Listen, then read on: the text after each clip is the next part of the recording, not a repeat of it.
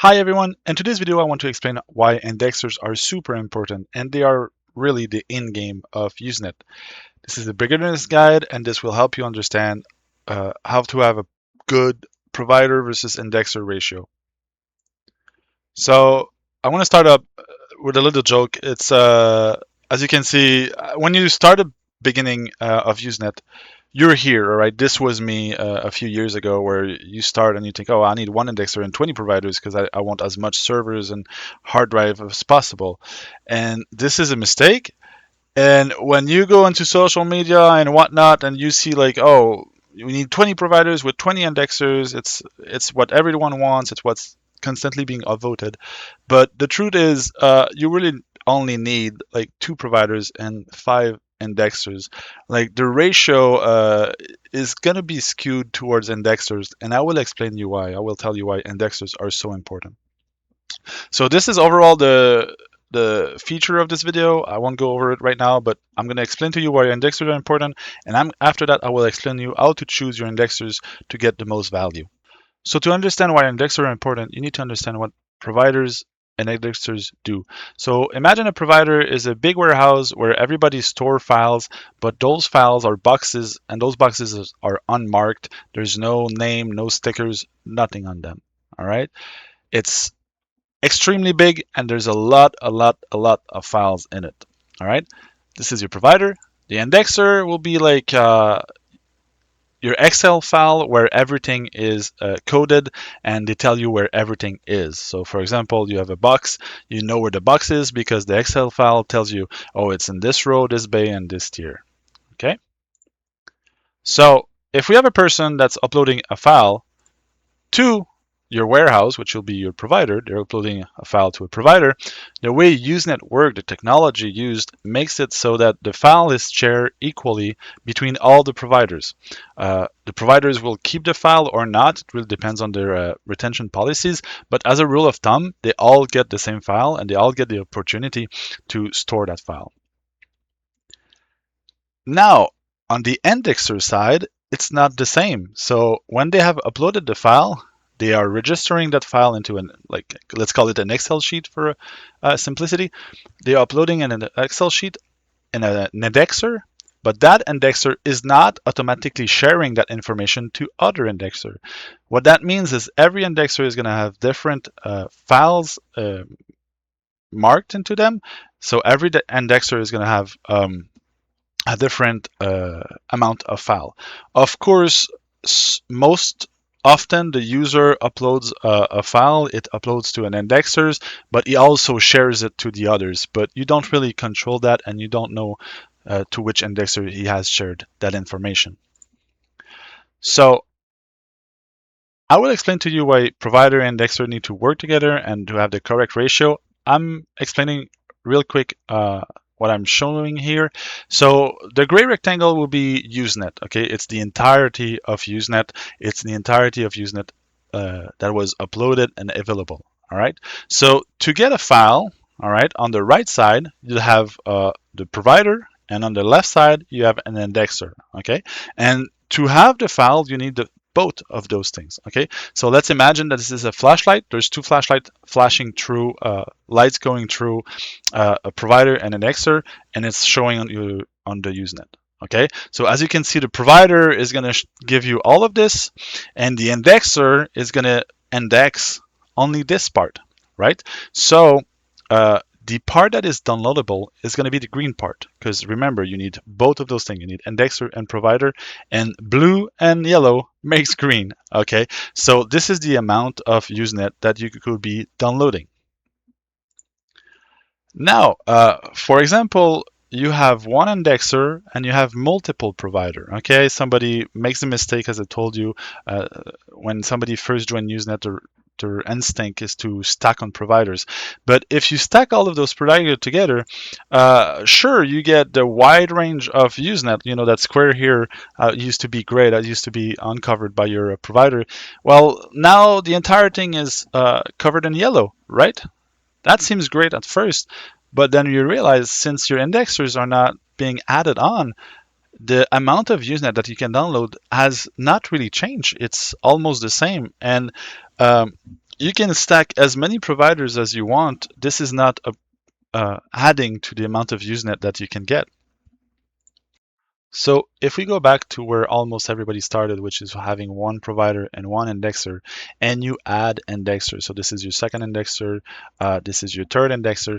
As you can see, just adding a few indexers is giving you a much larger coverage of Usenet that you can download. And I have put them side by side. So really quickly, on the right side, you would have like so many providers, maybe 20 providers, and one indexer. And as you can see, you're not getting much. On the left side, you're getting one provider and three indexers or a few indexers, and your coverage of Usenet and what you can download is much higher. So on the right side also, providers are more expensive than indexers as a rule of thumb. So this right side is more expensive than the left, and it's less efficient at getting you what you want. The other thing is you don't want to go overboard on indexers too. Like there's a balance to have. Uh, this is where you go overboard and there's a massive overlap of indexers. It's not the best. So as I said, the good thing is you want a good provider indexer ratio where uh, the green covers most of Usenet without going overboard. Um, the goal isn't to have the entirety of Usenet available. That's another one that people don't really think about is look, your content that you want is probably in your language. For me, it's French, and you're not looking at every content on Hurt. You're mostly maybe your country or maybe just what is popular. So you don't really need the coverage of Usenet entirely. What you want are good indexers are targeted at the content that you want and that you like. So if we go back here again, this is a little joke. Uh, you want to be on this side. Of course, you want to go overboard and have 20 provider, 20 indexer. Sure, do it. You're just spending a lot of money. I think that really cost efficient is on this right side. And of course, secretly, I wish I was this guy, but I don't have the money for it. So I'm going to convince myself that this is better. But it really is. There's really a diminishing return when it comes to the amount of indexer and provider. And so far, I think this is a sweet spot. So now that I have convinced you that indexers are important, I will explain to you how to choose indexers. To go over that, we need to understand a few things.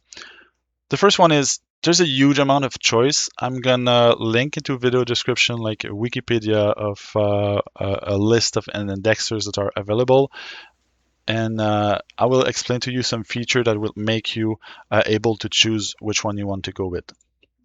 So what we want to look for, the first thing is API versus forums. If you don't know what that means, I will explain. Forums are like your manual interaction. So think about like old school forums where you will type what you want and you will go and scroll to pages and see posts of people with their profile and whatnot. And there's a poster of the movie. It's really a manual interaction. All right. The second one, API, it's a little bit complicated. I'm not going to go in depth about what it is, but let's just call it automatic interaction. All right. So API indexers allow you to automatically interact with them. So how do we recognize? It's quite simple. The API automatic interaction on their website, it's going to be advertised. It's going to be like a API limit, API, radar, sonar, integration, crawler. If you see any of those keywords, there's mostly API allowed on the website, enabled on the website. You can also Google if there's any API enabled for the indexer that you find. And another way for you to know if it's API, usually when you do research on the indexer, this is what's going to come up. All right, it's really just straightforward, straightforward results. So yeah, this is API, and I know that for some people, even though you don't know what API means or you think, oh, I don't want it to be automated, I highly suggest that you have a lot of indexers that have that feature. All right, that feature, API feature, is really important. Uh, you want your majority of indexers to have it. All right. Another thing to consider is API daily limits and requests. What that means is um, how many times the indexers allow you to interact with it and make it have an automatic interaction. I would go like, don't worry too much about it for now. If you're a beginner, don't worry about it. Uh, Maybe 400, maybe even 100 is fine. Um, you will see those numbers. Don't worry too much about it. So as I said, the majority of your indexers should be API. So for example, if you have 5 indexer, I'd go with 3 API and 2 manual. And I made sure that the 3 API indexers are like your meat and potatoes, all right? So this will get like most of your content, your very popular content is gonna go through automation. And when you really want to find niche things that are like unique, sure, like go with a forum style indexer. It's all good. The other thing I want you to look for are price. Obviously, people are going to ask for a price and advice. I think as of today, $15 a year is good. You can wait for Black Friday, of course. Like you can shop deals on Black Friday. I will link you some great resources on the video description, but don't expect like a miracle. Honestly, it's $15 a day today, and maybe on Black Friday it lowers to maybe 12 or maybe 10.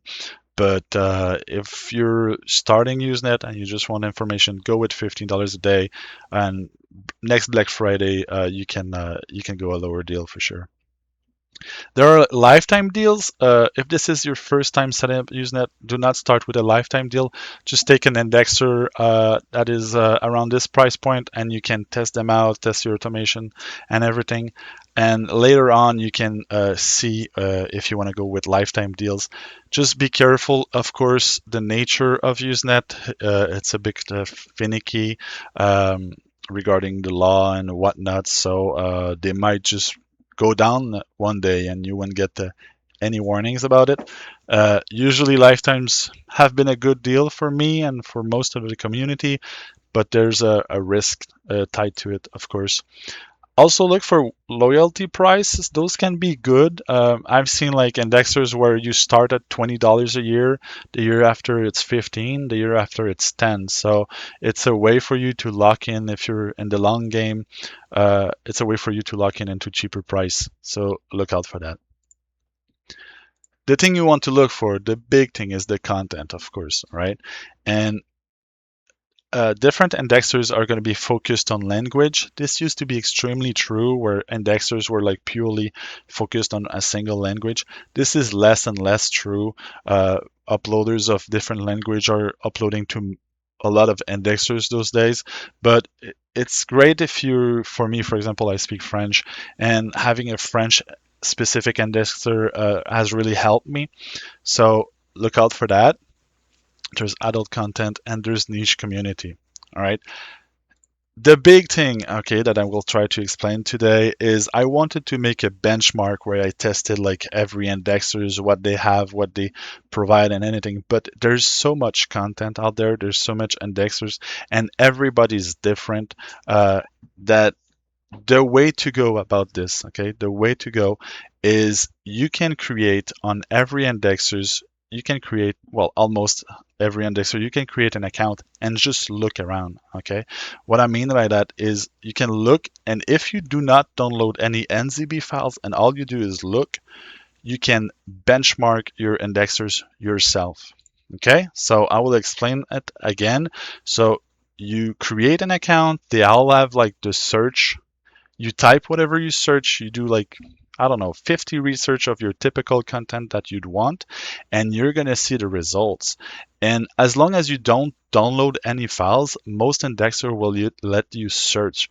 So what you do is you create, I don't know, 10 accounts on 10 different indexers, you test them out yourself, it's entirely free, and you choose maybe two or three that you really get a good feeling about it. It has good results. It's in the language that you want. It's the content that you want, and this is where you decide and you go with them.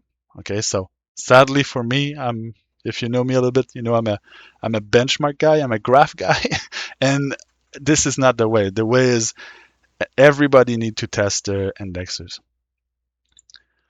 The other thing to look for, there's private, public, and secrets. All right. What it means is a public indexer, sorry, anybody can join. There's private, you often need an invite or from somebody that already have access. Sometimes the private indexer will open, for example, for a day, for 24 hours, anybody can join. And they are the secret indexers, which cannot be named. So the secret indexers, what happen is they ask their member to not post their name, otherwise it's a ban, and they ask like Discord communities, Reddit communities, and whatnot to ban or like not ban but censor anybody that says that name, to remove those names, just to keep the indexers secret. Okay, I have tested all of those three.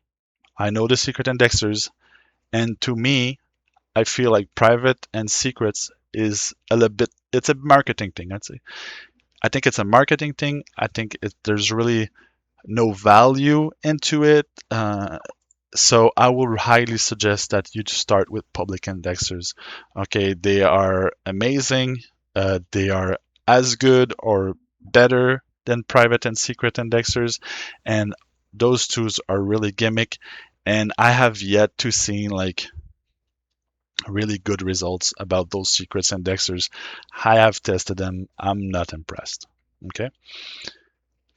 As a bonus, when you're going to be shopping around or Googling indexers and whatnot, you will see benchmark results. Okay, I will post you an example here. So this is a screen grab of an automation software that downloads NZBs from indexers. Okay, so all of those at the bottom are indexers that I have censored just because it's not really the point. So all of those are indexers, and people will post this and say, "Oh, look at my result, look at my stats," and people will have misunderstood this. So I will explain to you what they mean. So if you look at it on face value, you think that this indexers, is better than this one, right? Because this one gives you more successful grabs. But those software where you go over and you make some requests has priority settings. Okay, so for example, if the priority is that this one needs to grab everything and this one just get the crumbs just out of the priority they set, then it's absolutely normal that this is happening. Okay, maybe if the priority were switch, this indexer would have as much as this one, and this one would be as low as this one. Okay, so if you don't know the priority, this is useless. The other thing that is important to understand is this is tied to response times. Okay, so if your automatic software is pinging all of those indexers, then they're saying, hey, we need this file. Okay, maybe this indexer is just the fastest of all of them, of the six, is the fastest, so it's sending the file instantly. And when it's time for this one, he has the file, he has the exact same file as the first one, but since he comes second, then he doesn't send the file. So when you look at the stats, you think this one is having more content, but maybe it's the fastest. And when I talk about speed, we're talking about milliseconds. Okay, we're talking about like 50 milliseconds versus like 70. All right, it doesn't make a difference for a human. For a computer, it makes a difference, of course. The other things is there's a lot of other complicated stuff that we'll not cover into this video because it's already a long video. But there's other stuff that makes those kind of posts really take it with a grain of salt. Okay, it's not. It's fun to look at, but it's not concrete evidence that some indexers are better than the other. The bonus number two that I want to talk is, I know I have talked about API and automation, and for beginners, this can be intimidating and you do not want to go automate. I suggest that you look into those three software. And the first one, just Google them, find a video where somebody goes over the feature of this thing, and you will understand why it's super easy to set up, it's fast to set up, and it's a way to search all your indexers really, really quickly. Leave a comment in the video if you want me to do, if you want me to cover any of those software, and I will do so. So in summary, what you want is a public indexers. You want them to be around $50 a year, and you want most of them to be API. And you want to test them for free. Again, just go into the indexer that you're looking for, create an account, do a lot of manual search without downloading the NZB, and you will see which one you like and which one you want to subscribe to. So again, guys, thanks for watching the video. I read every comment. I really appreciate your support. Remember to like and subscribe. And for my other videos that can help you, this video was about indexers. I have a great video on how to decide which provider you want, and I will link it right here. So thanks again, guys, and have a good day.